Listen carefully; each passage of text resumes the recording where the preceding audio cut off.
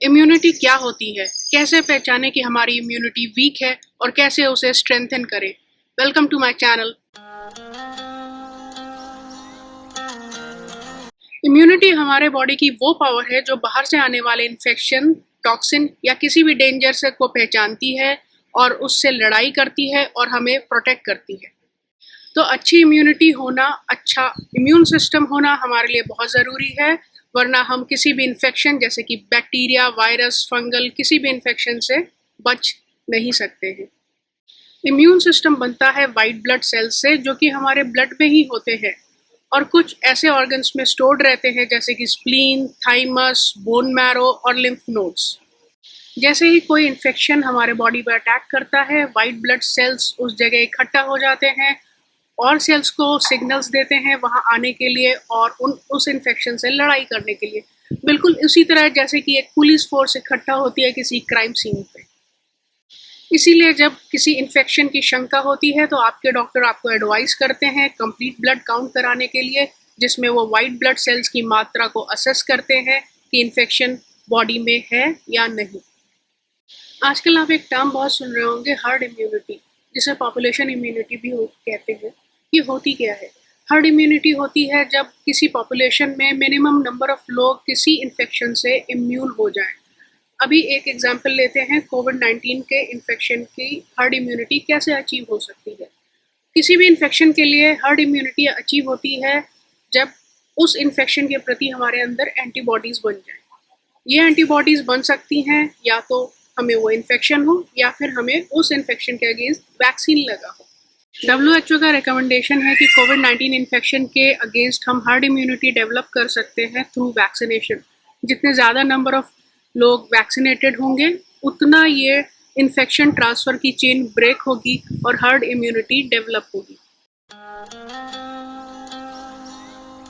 अब हम बात करेंगे कि बॉडी की वीक इम्यूनिटी को पहचाना कैसे जाए। नॉर्मली किसी को भी साल में 2 से 3 बार जुकाम होना आम बात है और ये अपने 7 से 10 दिन में ठीक भी हो जाता है। लेकिन अगर किसी को बार बार जल्दी जल्दी जुकाम होता है और ये ज़्यादा टाइम लेता है ठीक होने में, तो इसका मतलब है कि उस पर्सन की इम्यूनिटी लो है। दूसरा साइन है, अगर आपको हमेशा पेट की खराबी रहती हो, डाइजेस्टिव सिस्टम खराब रहता हो, जैसे कि जल्दी जल्दी लूज मोशन होना या बहुत ज़्यादा गैस होना या कब्जी, कॉन्स्टिपेशन रहना, यानी कि नॉर्मल बाउल हैबिट्स ना होना। एक्सपर्ट्स का कहना है कि हमारी ऑलमोस्ट 70% इम्यूनिटी डाइजेस्टिव सिस्टम में है। आप अपने मोशन को देख के, उसकी कंसिस्टेंसी, कलर देख के पता कर सकते हैं कि आपकी जनरल हेल्थ कैसी है। इसके लिए एक स्टैंडर्ड स्केल या चार्ट अवेलेबल है जो कि आप स्क्रीन पे देख रहे होंगे। इससे आप अपनी जनरल हेल्थ असेस कर सकते हैं अपने मोशन की कलर और कंसिस्टेंसी एंड शेप देख के। इस चार्ट में बताया गया है कि आपकी डाइट में किस चीज़ की कमी है, फाइबर कंटेंट कम है, वाटर कंटेंट कम है। हमारी आंतों में नॉर्मल हेल्दी बैक्टीरिया होते हैं जो कि हमारे डाइजेस्टिव सिस्टम की हेल्थ को मेंटेन करके रखते हैं। ये बैक्टीरिया हमारे लिए बहुत बेनिफिशियल होते हैं और इनको हम नॉर्मली दही, चीज़, इस तरह की कुछ डाइट से रिप्लेनिश कर सकते हैं। थर्ड साइन होता है अगर कोई घाव देर से हील करे। हीलिंग प्रोसेस में इम्यूनिटी का बहुत ज़्यादा रोल है। अगर इम्यूनिटी लो होगी तो हीलिंग प्रोसेस डिले होगा, घाव देर से भरेंगे। चौथा साइन है, अगर किसी को बॉडी में बार बार इन्फेक्शन हो तो समझ लीजिए उनकी इम्यूनिटी लो है। अमेरिकन अकेडमी ऑफ इम्यूनोलॉजी ने कुछ गाइडलाइंस बनाई है लो इम्यूनिटी को पहचानने की।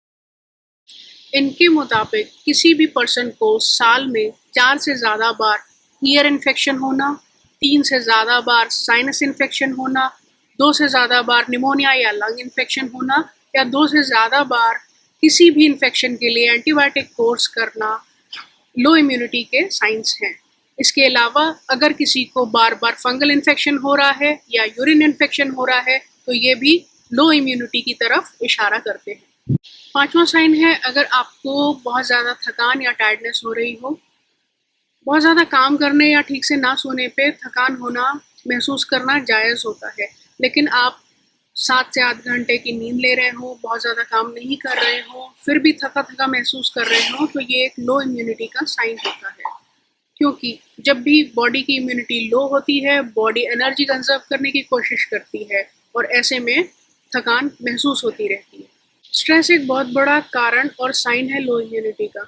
आपने ध्यान दिया होगा कि किसी इम्पॉर्टेंट प्रोजेक्ट पे या किसी बड़े फंक्शन पे काम करने के बाद या फिर इमोशनली स्ट्रेस होने के बाद आप बीमार पड़ जाते हो।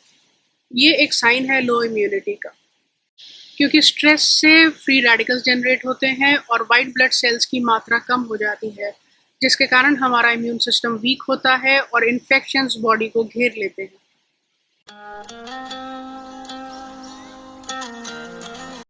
अब बात करते हैं कि इम्यूनिटी बढ़ाई कैसे जाए या इम्यूनिटी को बूस्ट कैसे करें। सबसे पहला स्टेप है बैलेंस डाइट। एक हेल्दी बैलेंस डाइट लेना बहुत ज़रूरी है इम्यूनिटी को बूस्ट करने के लिए। हमारी बैलेंस डाइट में कार्बोहाइड्रेट, प्रोटीन, फैट सही मात्रा में लेने से हमारी इम्यूनिटी बूस्ट हो सकती है। चलिए बात करते हैं सबसे पहले कार्बोहाइड्रेट्स की। कार्बोहाइड्रेट्स हमारे खाने में बहुत चीज़ों में होता है, इनफैक्ट मोस्टली सभी चीज़ों में होता है, जैसे कि फ्रूट्स, ड्राई फ्रूट्स, दाल, मिल्क, डेयरी प्रोडक्ट्स, रोटी, चावल, सभी चीज़ों में। और आप कार्बोहाइड्रेट्स को हेल्दी या नॉन हेल्दी या अनहेल्दी कार्बोहाइड्रेट्स में डिवाइड कर सकते हैं बेस्ड ऑन इसके ग्लाइसेमिक इंडेक्स। ग्लाइसेमिक इंडेक्स होता है किसी भी खाने की ब्लड शुगर बढ़ाने की क्षमता। तो ऐसा खाना जिसके लो ग्लाइसेमिक इंडेक्स हो वो हमारे लिए हेल्दी होता है। इसके कुछ एग्जांपल्स हैं, जैसे कि whole grain, fruits, vegetables, low fat dairy products. और हाई ग्लाइसेमिक इंडेक्स जो कि हमारे लिए अनहेल्दी कार्बोहाइड्रेट होता है, उसमें आता है वाइट ब्रेड, मैदा, आलू, हाई शुगर ड्रिंक्स। तो इसीलिए हाई ग्लाइसेमिक इंडेक्स वाले कार्बोहाइड्रेट यानी कि अनहेल्दी कार्बोहाइड्रेट्स आप लिमिटेड अमाउंट में कंज्यूम करें, क्योंकि इससे सिर्फ ब्लड शुगर और वेट बढ़ता है और इम्यूनिटी लो होती है। ऐसे ही फैट भी हेल्दी और अनहेल्दी होता है। अनहेल्दी फैट के एग्जांपल्स हैं deep fried foods, chocolates, candies, ice creams, processed food या फिर ready to eat packed food. लेकिन फैट ज़रूरी भी होते हैं हमारे लिए, तो कुछ हेल्दी फैट के एग्जांपल्स हैं dry fruits, walnut, avocado, fish, egg yolk. अगर आप बटर यूज़ करते हैं तो प्लेन सॉल्टेड बटर की जगह कोशिश करें पीनट या आलमंड बटर यूज़ करें, जो कि घर में इजीली भी बनाया जा सकता है। और कुकिंग के लिए हेल्दी वेजिटेबल ऑयल यूज़ करें, जैसे कि सोयाबीन ऑयल, ऑलिव ऑयल। तो ऐसे हेल्दी फैट चॉइसेस करके आप अपनी इम्यूनिटी को बूस्ट कर सकते हैं। अब बात करते हैं प्रोटीन्स की। एक हेल्दी अडल्ट के लिए 0.8 ग्राम पर केजी पर डे प्रोटीन की रिक्वायरमेंट होती है। सपोज किसी का वेट 70 केजी है तो ऑलमोस्ट 56 ग्राम्स ऑफ प्रोटीन उसे पर डे चाहिए। प्रोटीन्स बहुत ज़्यादा ज़रूरी है अच्छी इम्यूनिटी के लिए, क्योंकि प्रोटीन्स हर सिग्नल पाथवे को कंट्रोल करता है, हमारे एंटीबॉडीज़ बनाता है। हमारे इम्यूनिटी को बूस्ट करने में प्रोटीन का बहुत ज़्यादा ही रोल है। इनफैक्ट मेन फंक्शन प्रोटीन्स का ही होता है। आप प्रोटीन के सोर्सेस देख सकते हैं स्क्रीन पे। इनफैक्ट आपको पता भी है, जैसे कि मिल्क, एग, दाल और पनीर। स्क्रीन पे आप एक और चार्ट देख सकते हैं जिसमें बताया गया है किसी भी 100 ग्राम्स ऑफ फूड से कितना प्रोटीन और कितना कैलोरी मिलता है। इस चार्ट की एनालिसिस से पता लगता है कि एग से maximum number of protein with minimum calorie bargain हमें मिल सकता है फॉर नॉन वेजिटेरियंस, और वेजिटेरियंस के लिए दही और पनीर बहुत अच्छा प्रोटीन सोर्स है विथ मिनिमम कैलोरी इनटेक। अब बात करते हैं फ्रूट्स एंड वेजिटेबल्स की। इसका टिप है कि आप अपने फ्रूट्स एंड वेजिटेबल्स में कलर एंड वैरायटी ऐड करें। कलरफुल फ्रूट्स और वेजिटेबल्स में मल्टीविटामिन्स, मिनरल्स के साथ साथ एंटीऑक्सीडेंट्स भी होते हैं। किसी भी इन्फेक्शन या टॉक्सिन के कारण हमारी बॉडी में फ्री रेडिकल्स जनरेट होते हैं, जिनका एक्शन रिवर्स करते हैं ये एंटीऑक्सीडेंट्स। तो बेसिकली जो भी हमारे बॉडी में डैमेज होता है उसको रिवर्स करने के लिए, उसको ठीक करने के लिए एंटीऑक्सीडेंट्स का बहुत ज़्यादा ही रोल है, और इस तरह से ये हमारी इम्यूनिटी को बूस्ट करते हैं। इसलिए ज़रूरी है आप अपने खाने में डेली ट्राई करें कुछ चीज़ें इंक्लूड करने का, जैसे कि हरी पत्तेदार सब्जियां जैसे कि पालक, साग या फिर कैप्सिकम। एक येलो फ्रूट या वेजिटेबल जैसे कि पपीता, कद्दू। एक रेड फ्रूट या वेजिटेबल जैसे कि गाजर, चुकंदर, सेब। एक सिट्रस फ्रूट जैसे कि ऑरेंज, मौसमी, माल्टा। इन सब की डेली एक सर्विंग अपने खाने में ज़रूर ऐड करें, जिससे आपकी इम्यूनिटी बहुत अच्छी हो सकती है। अभी तक जो हमने डाइट डिस्कस की, अगर वो आप इंक्लूड करते हैं अपने खाने में, तो आपको बाहर से मल्टीविटामिन्स एंड मिनरल्स की गोलियां खाने की ज़रूरत नहीं पड़ेगी और आपकी रिक्वायरमेंट रिप्लेनिश हो सकती है मल्टीविटामिन्स एंड मिनरल्स की, एक्सेप्ट वन विटामिन जो कि विटामिन डी है। इसे सनशाइन विटामिन भी कहते हैं क्योंकि ये सनलाइट से हमारे बॉडी में बनता है। इसके लिए ज़रूरी है सुबह 10 बजे से 2 बजे की धूप, लेकिन उस समय हम सभी लोग अपने काम में बिजी होते हैं, घर के काम या ऑफिस काम। प्लस इसके जो नेचुरल सोर्सेज हैं वो मोस्टली नॉन वेजिटेरियन है और मिल्क में भी इसकी मात्रा काफ़ी कम होती है।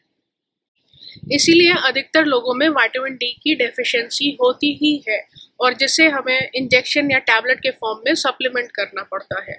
इम्यूनिटी बढ़ाने में विटामिन डी का बहुत रोल देखा गया है। जैसे कि आप देख सकते हैं कि पिछले दिनों कोविड पैंडेमिक में विटामिन डी का बहुत ज़्यादा इम्पोर्टेंस थी। स्टडीज़ ने एनालाइज किया है कि जिन लोगों को विटामिन डी की कमी थी उनमें कोविड के सिम्टम्स सीवियर हुए। विटामिन डी हड्डियों में कैल्शियम जोड़ने के लिए भी बहुत ज़रूरी होता है, जिससे बोन स्ट्रेंथ बढ़ती है। बैलेंस डाइट के साथ साथ हमें ये भी ध्यान रखना होगा कि हम ओवर ईटिंग ना करें और अपने पोर्शंस मैनेज करें। इसके लिए आप अपने हैंड को एज गाइड यूज कर सकते हैं, जैसे कि कार्बोहाइड्रेट्स के लिए 1 cup hand portion for females and 2 for mails. उसी तरह प्रोटीन के लिए 1 palm sized for females and 2 for mails.